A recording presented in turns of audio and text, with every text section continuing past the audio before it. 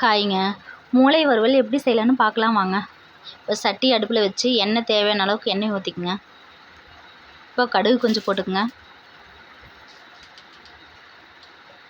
இப்போ கடலைப்பருப்பு கொஞ்சம் போட்டுக்குங்க. கடலைப்பருப்பு வந்து மென்று சாப்பிட்றதுக்கு நல்லா இருக்குங்க. இப்போ நறுக்கி வச்ச வெங்காயம், மிளகா, கருவேப்பிலைங்க 3 போட்டு நல்லா வதக்கிங்க.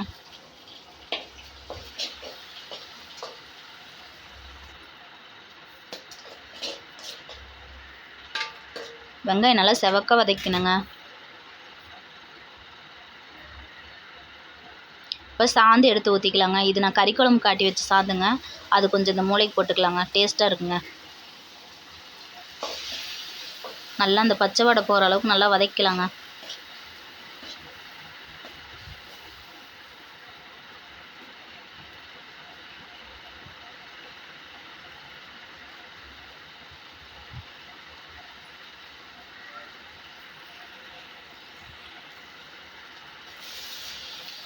இப்போ கொஞ்சம் தண்ணி ஊற்றிக்கலாங்க. சாந்து வந்து அடி பிடிச்சிக்குங்க, அதனால் கொஞ்சம் தண்ணி ஊற்றிக்கலாங்க. இப்போ மசாலா போட்டுக்கலாங்க. மட்டன் மசாலா கொஞ்சம் போட்டுக்கலாங்க. இப்போ மிளகாத்தூள் கொஞ்சம் போட்டுக்கலாங்க. 1/4 ஸ்பூன் தான் போட்டிருக்கேங்க. ஏன்னா சாந்துலேயே காரம் இருக்குதுங்க. மஞ்சத்தூள் லைட்டாக போட்டுக்கலாங்க. உப்பு தேவையான அளவுக்கு போட்டுக்கலாங்க.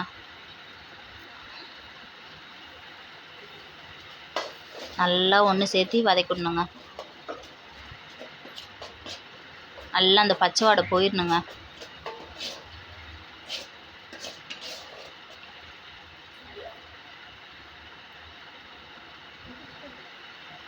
இப்போ அந்த மூளையை எடுத்து போட்டுக்கலாங்க. மூளையை வந்து நல்லா மஞ்சத்தூள் போட்டு கழுவி வச்சுருக்குறேங்க.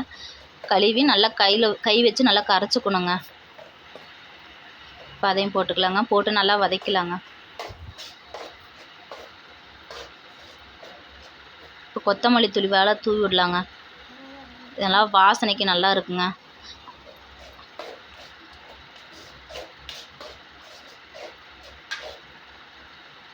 இப்போ நல்லா வேக விடலாங்க.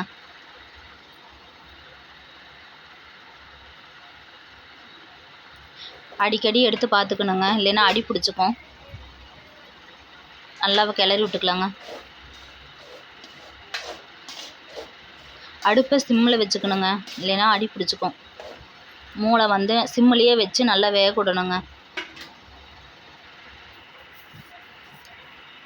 பாருங்கள், அந்த மூளையில் உள்ள அந்த தண்ணியெல்லாம் வந்து லைட்டாக வருது பாருங்கள் மேலாப்பில். அதெல்லாம் நல்லா சுண்டணுங்க. அதெல்லாம் சுண்டி வந்தால் தான் மூளை நல்லா வெந்துருச்சுன்னு அர்த்தங்க.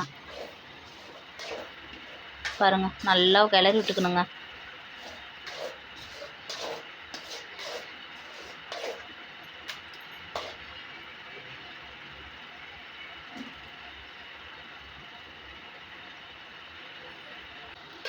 பாருங்கள், இப்போ அந்த மூளையில் பாருங்கள் தண்ணி மேலாப்பில் இருக்குது பாருங்கள்.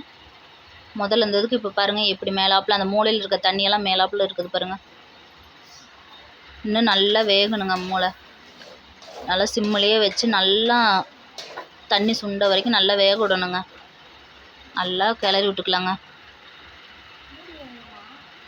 ஓரளவுக்கு நல்லா வதங்கிருச்சுங்க. கொத்தமல்லி தழை போட்டுக்கலாங்க. போட்டு நல்லா வதக்கி விட்டுக்கலாங்க.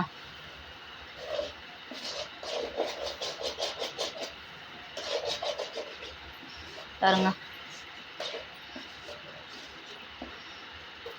இப்படி எடுத்து பார்த்தா உதிரியாட்ட வரணுங்க.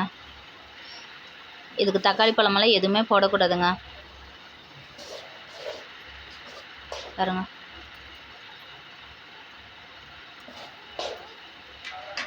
அவ்வளோதாங்க, மூளை வறுவல் ரெடிங்க. இப்படி தாங்க நாங்கள் செய்வோம். இதை வந்து தனியாக தட்டில் போட்டு சாப்பிட்ணுங்க. சாப்பாட்டில் வந்து நாங்கள் சாப்பிட மாட்டோங்க. தனியாக தட்டில் போட்டு தான் சாப்பிடுவோங்க. இப்படி தனியாக எடுத்து சாப்பிட்றதா உடம்புக்கு நல்லதுங்க. வாங்க சாப்பிட்லாம்.